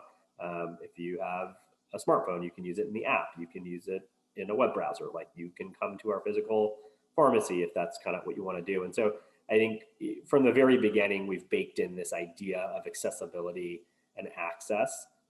We, from a payment perspective, we take all forms of insurance. We actually take insurance as a starting point, which isn't always the case for, emerging, healthcare companies, but we take Medicaid, we take Medicare, we take commercial insurance. We have a way to support people that don't have insurance. And so I think building kind of all comes back to us. The mission of building a pharmacy that works for everyone means your product actually does that. And then you've got opportunities to link up with, different segments of the population and different, entities operating in healthcare that can help you serve and target different folks, kind of wherever they might be. One thing I think that's really notable here is that you're all delivering healthcare. It isn't through a traditional channel, right? And it's, what we've really seen, I think, in the last year is the consumerization of healthcare in a really exciting way and allowing people to take more control over their own health, which is, I think, a very positive trend. So we've got to wrap now, but just Catherine, just leave us with a thought about the future. What makes you hopeful with all the change that you're seeing in access to healthcare? I think for me, and actually just thinking about this panel and the event, the idea that we are finding ways for our mission and our metrics to align makes me really hopeful, because we've all talked for a long time about being able to do well and do good at the same time, but really being able to give people access to different solutions and encouraging them to speak up about not getting what they need. So it means that more businesses and more entrepreneurs and more people will come into this world to deliver access to people in new ways that we've never thought of before. And it's so critical when we think about recovering from the last year. It's going to take years, but we'll be able to do it. And I think this kind of innovation really helps us get there. Thanks, Catherine. Thank you all for being here. And thank you for the work that you're doing as well. It was great talking with you. Thanks. I'll echo that. Thank you so much to Catherine, Eric, Nathalie, and Anna. I'm a little stuck on the specious idea that menopause is a condition that can't be cured. Sure, I'll get over that in a little bit. But I love how we're talking again and again about community, the building block of every kind of wellness, that and mission and metrics alignment, Catherine, as you said, which is great. Thank you all again. For those who missed it, I would check out the excellent discussion Anna led yesterday on EQ and teams, where she noted change is incredibly slow until it's extremely fast. It's turning a ship, right? And that one of the silver linings of the pandemic is that everyone now knows the urgency of creating psychological safety for teams and the incumbency of bringing our humanity to all facets of our life, especially since COVID has materially collapsed that divide. That is again why I love M13. We have incredible people like Anna, Latif, Courtney, and on, and all of our founders, portfolio company founders and people in our network. It's a great place to be, and glad that you're joining us today. Now let's turn from a conversation around creating healthy, thriving teams and workplaces to creating healthy, thriving ecosystems in e-commerce. In thinking of commercial or systems wellness, M13 likes picks and shovels investments, where critical, not just nice to have, infrastructure drives growth for independent sellers. We're still a global marketplace and a global economy, and we're going to feature a conversation on one of our portfolio companies, Passport, an example of that strategy, which is a software-enabled international shipping carrier for D2C brands in which smaller merchants can get access to and expand their markets outside the US. Passport provides a full-service solution, including logistics, duties and tax calculation, insurance, and customer service. And as customers scale their international sales, Passport scales alongside the business. M13 principal Brent Murray will discuss investment opportunities that help create a healthy e-commerce ecosystem with Passport CEO Alex Yancher, who will, hello to both of you, who will share insights of how D2C brands are growing and accessing customers with the same ease as big brands. So over to you both, and thank you. Thank you. Thank you, Sarah. Alex, how's it going? Going good, Brent. Great. Just very quickly, at M13, we're no strangers to e-commerce investing. The firm has seeded household D2C brand names like Daily Harvest, Rothy's, FabFitFun. Over the last several years, we've increasingly seen the need to also invest in the underlying technology powering the rise of e-commerce as a sector. So as Sarah mentioned, pick and shovel business models allowing D2C brands to do their job better. So that's where Passport comes in. I'm pleased to introduce Alex Yancher, founder and CEO of Passport. So Alex, thank you again for joining us. And to kick us off, I'm going to start off with a question of what exactly it is that Passport does. Can you give us an overview of what you do and how you serve your D2C merchant customers? Yeah, absolutely. So Passport is a modern international shipping carrier built for e-commerce and direct-to-consumer brands. We take on all the painful aspects of managing cross-border shipping for merchants, and that includes handling customer support, handling all the financial compliance. So Sarah had mentioned the duty and tax calculation. And in addition to that, we handle also the regulatory compliance matters for a merchant. So some merchants ship cosmetics, and those oftentimes tend to be regulated in the EU and Canada, and we'll help manage that process as well. Got it. Okay. And so as we're talking about these healthy ecosystems, right? Why is what you do important to help contribute to a healthy, thriving e-commerce ecosystem? Yeah, so demystifying the international opportunity and making it easy to tap into new markets, especially English-speaking ones, expands the addressable market for direct-to-consumer brands. And the bigger we can make the addressable opportunity for brands, the healthier each individual brand will be. And in turn, healthy brands makes for a healthy ecosystem. And the reason for this is that a large, healthy, addressable market can sustain multiple competitors. And competition, as we know, drives innovation, which further evolves the health of an ecosystem. Got it. Okay, that makes sense. In just thinking, and we found this out personally when we were, looking at your business for the first time, but logistics can be a very, tangled web of various providers, networks, software tools. So can you help us understand where Passport fits in that ecosystem? And maybe, a good place to start is if you have a D2C customer that you're talking to for the first time, what are they using to ship goods overseas to international customers before using Passport? And then what does their logistics system look like after they sign up for Passport? Yeah, it's a great question because it does get a little bit confusing, even for me sometimes.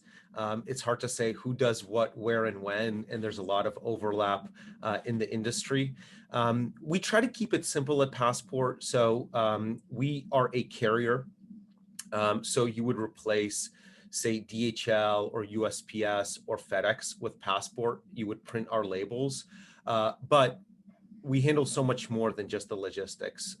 We identified that when it comes to shipping something internationally, it takes a lot more than just great logistics to make it, to get the package from point A to point B. You need some of those things that I mentioned earlier, like the financial compliance, helping a brand collect the duties and taxes. If it's an item that might be regulated, like a probiotic, for example, one of our customers is seed, and different countries around the world, they govern ingestible products differently. So it's not enough for seed to, say, engage with a logistics provider. They need somebody who really understands the specific product that they're shipping and can help advise them and set up a program by which they know that the end customer is going to have a fantastic experience and it's going to be a seamless one.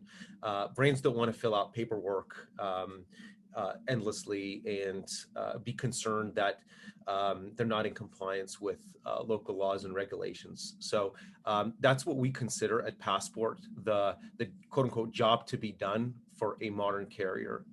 To the other part of your question, what do companies do today? So customers are typically shipping with the USPS, which of course is an amazing carrier. But the problem is postal shipments, they often get stuck in customs. And also postal shipments, they have to be handed over to another national postal service. So there's, believe it or not, there's some great carriers in Canada, not just Canada Post, but because the USPS has to hand packages to, say, Canada Post or Australia Post, they might not be taking advantage of this boom in really great last mile delivery options around the world. So as a private company, we are not beholden to these limitations. So we are able to have, number one, all the duties and taxes prepaid because we work with a private customs broker.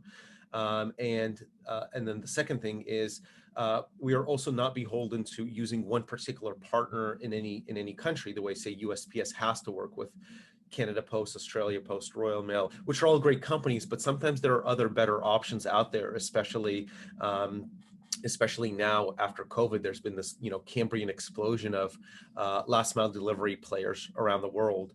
And we get to pick and choose the ones that we feel fit into our network, the ones that are aligned with our values and our customer first mentality. So really everything that we do is driving towards a much better customer experience. Wherever we can, we try to shave cost from the cost structure. But that wasn't the way in which I would say international shipping in the USPS has worked in the past.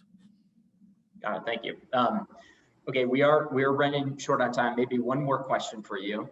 So you play in the logistics space, but you're also constantly chatting with partners and integration and different software providers. So if you take a step back, we'd love to look through your lens, taking a step back from logistics and just looking at the e-commerce ecosystem as a whole. I'd say it's in a fairly healthy spot. That's at least my assumption. We're seeing incredible growth right now.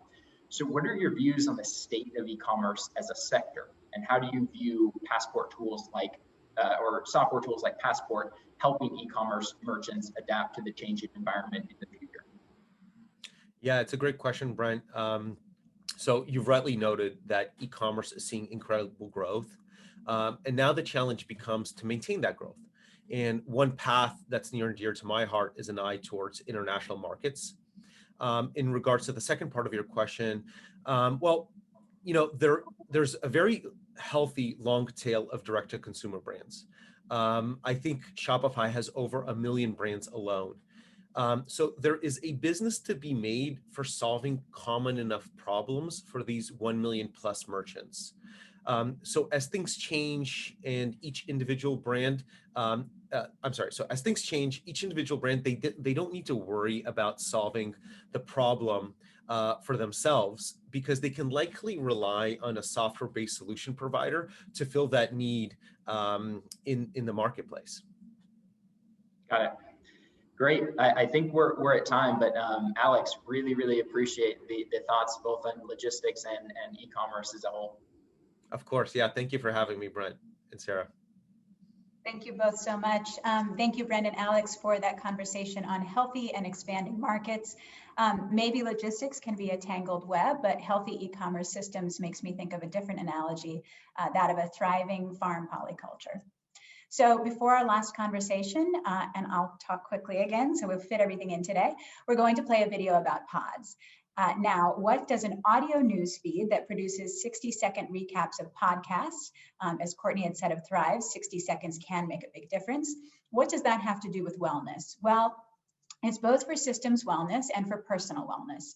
Pods replicates the podcast discovery process in a way that mimics Snap, Instagram, or TikTok, synergistically helping the creator get quality audio content to more people faster and enabling listeners to digest more content and discover new podcasts more easily. So that's the systems wellness. But podcasts are really about content sharing and about community, the same word again. The same way you find solidarity and comfort, excuse me, in reading a great book or watching a movie, Pods facilitates finding an incredible podcast that brings to you an awareness of others who feel the same way you do. And importantly, that increases your exposure to new viewpoints and stories to broaden horizons in a time-efficient way. Please show the Pods video.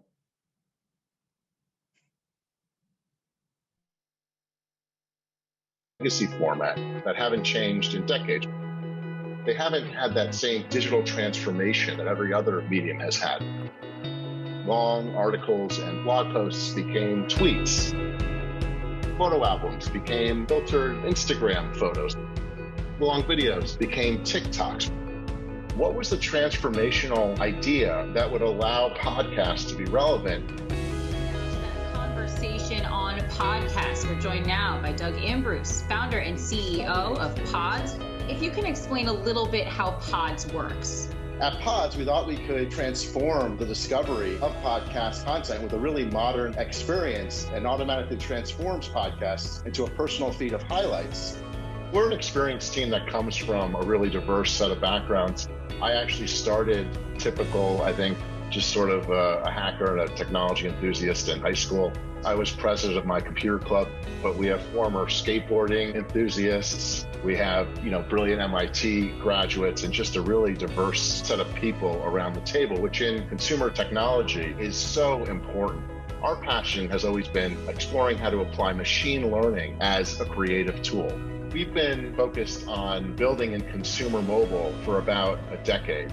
We were the first to actually conceptualize the creation of media on demand.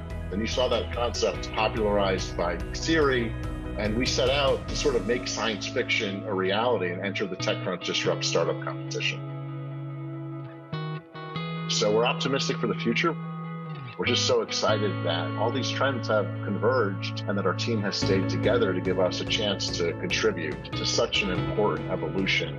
And I think if we can even play a small part in bridging the gap between audio and social media, we can unlock an entire generation of creators and hopefully build something that people love, which is our ultimate goal.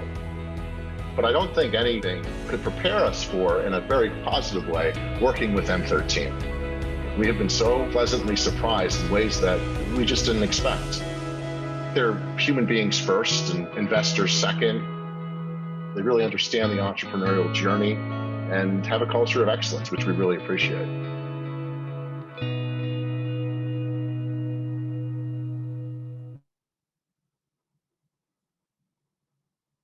I'm getting a little misty-eyed seeing some B-roll of all of us at the office together. It's amazing we've come to the last panel of our program. Now we'll be joined by best-selling author, organizational psychologist, and Wharton's top-rated professor, Adam Grant. His new book, Think Again, is about learning to question your opinions and open other people's minds, which can position you for excellence at work and wisdom in life. As he mentioned in an opinion piece in last month's New York Times, He's, quote, run experiments that led proponents of gun rights and gun safety to abandon some of their mutual animosity, and was even able to get Yankees fans to let go of their grudges against Red Sox supporters. As the daughter of a diehard Red Sox fan father and a dyed-in-the-wool Yankees fan mother, I can say the one area my parents disagree on is whose team is superior. So I am personally very invested and interested in this conversation. Adam will be joined by M13 partner Christine Choi. Hello to both of you, and thank you. Yay, Adam, I'm so happy to see you. Thank you. I'm so grateful for your time. Over the years, obviously, we've been friends, and not surprisingly, it turns out that our founders, our teams, and our investors in the M13 community have long admired you and your insights. Your new book, Think Again, became an instant bestseller. But to me, the telling metric is that everybody is talking about it. So congratulations. Thank you. You would know better than I would. So I'm thrilled to hear that. Your superpower is truly your ability to use culture to open people's minds, right? To consider new ways of looking at things that we've always thought about in the same way. So let's start talking a little bit about startup culture. Obviously, this is something that our founders and our investors are living in. And startup culture can be defined by a combination of executional speed and innovation. And sometimes that happens at the sacrifice of hearing perspectives and voices, resulting in people staying silent in what you call the anxiety zone in the book. Is there room for psychological safety in a startup culture? I want to start up by asking you that question. And if you believe there is, how do we create a culture that values both speed and psychological safety? Interesting. Well, I think is there room is a fun way to frame it, because I think if you care about preventing catastrophic errors or promoting breakthrough innovation, you have to have psychological safety.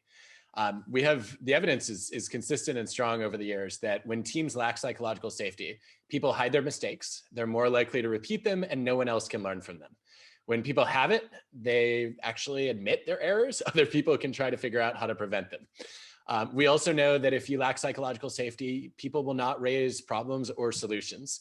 If you have it, people are more likely to bring their bold ideas to the table. And I think that, there's nothing about psychological safety that stands in the way of speed, right? Psychological safety is just the freedom to take a risk without having to fear that you're going to get punished. That means I can point out something that's broken, whether it's a technical bug or a management bug. It means I can admit when I don't know something, and it means I can ask for help. And I want to see both of those things happen in a startup, don't you? I want to see psychological safety, and I want to see speed. I think that one of the most dangerous things that I watch founders do in startups is they say, don't bring me blank, bring me blank. Christine, you probably had a boss at some point in your career who liked to say that. Can you fill in the blanks for me? Don't bring me blank, bring me blank. That's very funny that you say that. I think about the space companies and how our test flight engineers and the aerospace engineers didn't necessarily see all setbacks as failures, but as learning opportunities. And I think that's obviously what you're trying to get at in terms of enabling that psychological safety for all those voices, the naysayers, to say, I'm nervous about this, or I have a question about that. Yeah, I think so. And I think the mistake that too many leaders and managers make, and I see this with founders more often than not, is they say, don't bring me problems, bring me solutions, right? I don't want you to whine and complain, but this is a dangerous philosophy, because if people can only speak up when they have a solution, you will never hear about your biggest problems, which are too complex for any one person to solve. The foundation of psychological safety is making it easy for people to raise problems, even if they don't know how to fix them. And that way, the canaries in the coal mine who are good at detecting issues, but may not have the authority, the resources, or the motivation to do anything about them, will still speak up and get heard, and then you can tackle some of your biggest problems. To me, that's indispensable for a startup. That actually gets to the kind of good grit and bad grit that you speak about in the book also. I really love that you gave language to that, because we typically admire leaders with unbending conviction. And the startup world, values grit. Tell us about when good grit goes wrong and how a strength like that can turn into a weakness. Yeah, the trap we worry about is called escalation of commitment to a losing course of action. It was coined by Barry Stott Berkeley, and we've all seen it, right? You make an initial investment, you get some negative feedback, or you find out that maybe it wasn't such a good idea, but you don't want to admit to yourself and everyone else that you made a bad decision or that you're a bad decision maker. You're also worried that you're going to regret pulling the plug too soon. You want to finish what you started. And so you double down and you invest even more. And this is why so many founders refuse to let go of employees who are toxic to their cultures. It's why too many founders also fail to pivot when they find out that their minimum viable product launch was not successful. They're like, well, no, I have to prove that this was a good idea all along. And I think that it's not to say that grit is not a virtue, right? It's just saying, let's be gritty about the right things. You don't want to be completely attached to your plans or your strategy. You want to be attached to a set of values and maybe a mission, and be very flexible about the best ways to achieve that. And Christine, as you know, one of my favorite studies that I covered in Think Again is of Italian founders of startups. They're all pre-revenue. They're randomly assigned during this entrepreneurship course for 3-4 months to think like scientists. And they all get the same education. They all get the same training in how to run startups. What they don't know is the scientist group has just been told, look, your strategy is just a theory. Go do customer interviews to develop specific hypotheses, and then treat your first product or service launch as a test of those hypotheses to see if you're right or wrong. And that scientific thinking group, just that frame, is enough to boost the average founder's revenue by more than 40 times over the control group over that next year. And the major reason why is those founders are more than twice as likely to pivot. Instead of falling in that escalation of commitment trap, they say, you know what, my strategy, my theory was wrong, or I had the wrong market for testing my hypotheses, or I need to rethink my product or my service. And then they were much more comfortable changing their minds. On the topic of rethinking, your influence on cultural norms reminds me actually of another author who I deeply admire, Michael Pollan, whose last book was called How to Change Your Mind. It's helped so many people unpack the political systems that have undermined psychedelics and also how they might be applied in health and well-being. I would love to hear from you. Is there one thing in the last year, in this last turbulent year, that you have changed your own mind about? I've changed my mind on so many things. Where do you want to start? I love that you give us permission to change our minds. It's fantastic. Keep going. I mean, one of the places I've changed my mind is something that I think that I was sort of right about, but I was also wrong about, which is in the winter of 2018, I went to a bunch of the most powerful founders and CEOs in Silicon Valley. And I said, I'd love to do a remote Friday experiment. We'll let people 1 day a week work from anywhere. We'll test the impact on productivity and creativity. And here's some evidence from C-Trip in China that this can be effective. We have a meta-analysis showing that as long as people are in the office 2.5 days a week, you can get performance and satisfaction boosts without any cost to relationships or collaboration. And all the founders turned me down. All the CEOs said, no, thank you. And hilariously, at least 3 of those CEOs have now announced that they might be permanently remote workforces. And I think I've rethought a few things there. The first one is I was overly optimistic about how comfortable people would be with remote work.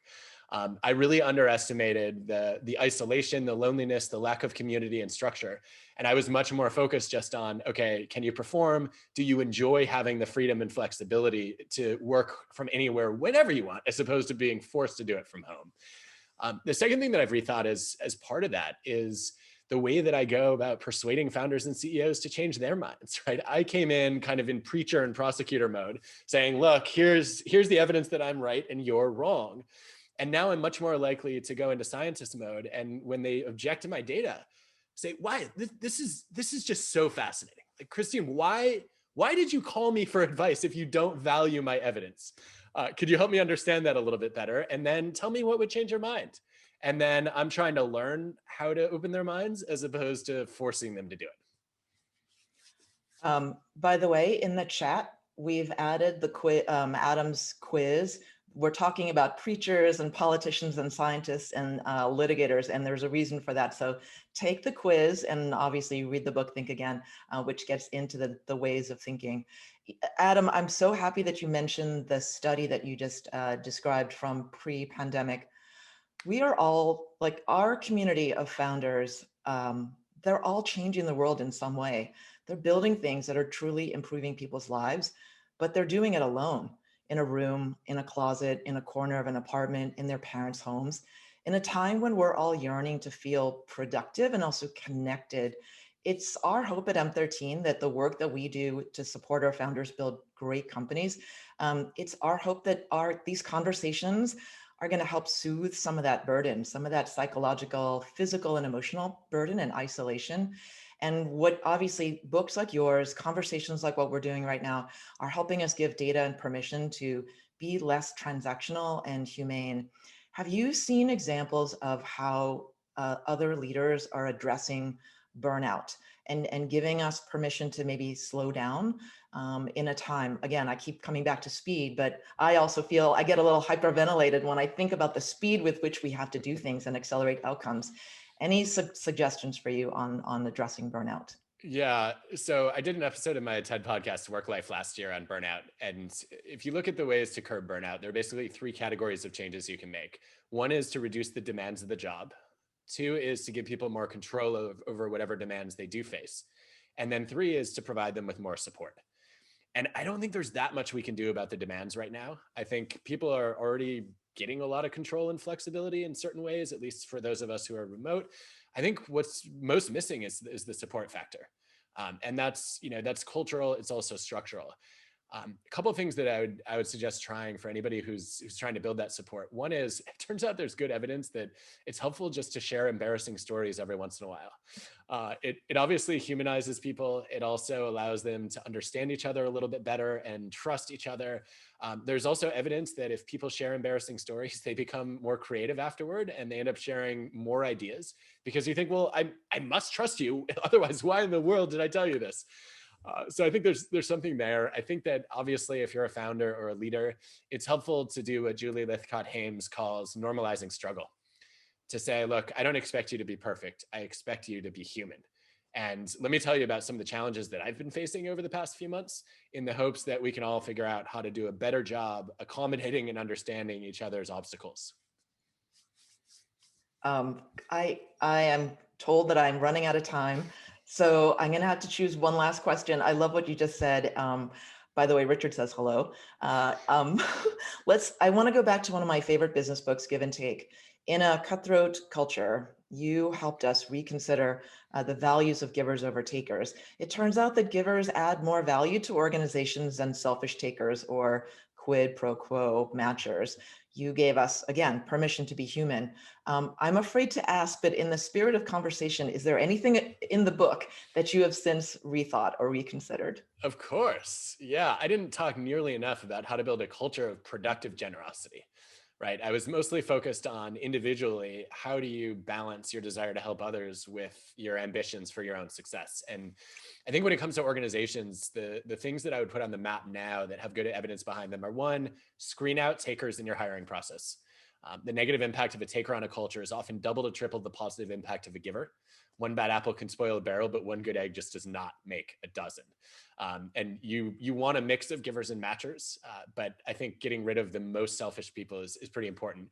2, you want a recognition and reward system that actually values people's contributions to the collective, not just their individual achievements, right? Too many organizations say, we want collaboration, we want people to help each other solve problems, but then they only measure and incentivize individual results, which is a disincentive for people to support each other. And then the third thing is back to the point about normalizing struggle, make it easy for people to ask for help. The data show that 75 to 90% of all giving and helping in organizations starts with a request. So a lot of people will step up if they only knew who could benefit from their help and how, but too many of us don't ask. We don't want to be vulnerable. We like to be self-reliant. If you're a giver, you don't want to burden others. And just remember, if you never ask anyone for help, you are frustrating a lot of the givers in your organization who would be thrilled to pitch in. Adam, I'm mindful of the time that I've already taken. I'm so grateful of all the time you've given me in the past. Thank you so much for this conversation. I know that everyone at M13 appreciates your wisdom and your pragmatic optimism. Thank you so much. Thank you. See you soon. Thank you so much, Christine and Adam. Psychological safety, that and community and humility are core ingredients for every form of wellness: individual, team, firm, and broader systems and markets. That and evidently embarrassing stories. I'm thrilled to see what kind of next group discussion we're going to have. So I just want to thank everyone who has joined us over yesterday and today. We are so grateful for our panelists and our audience's time and participation. Just remember, these are not conversations in isolation. We are living and breathing these topics every day alongside you, our portfolio founding teams, and our incredible ecosystem of investors, advisors, and friends. This is absolutely, as it always is at Future Perfect, an iterative conversation. We hope to have many, many, many more discussions like this with you in the future. To learn more about the work we're doing in these areas, you can always visit our website at m13.co or email us at investors@m13.co. We have and will continue to host additional events and would love your unvarnished feedback to help us make these conversations as relevant as possible to you. Please be on the lookout for a survey, a very short survey, in your inbox shortly after this event. Until the next time we convene, on behalf of everyone at M13, we send our very best wishes that you and your families and friends all stay safe and in good health. Again, on behalf of M13, thank you for joining us yesterday and today.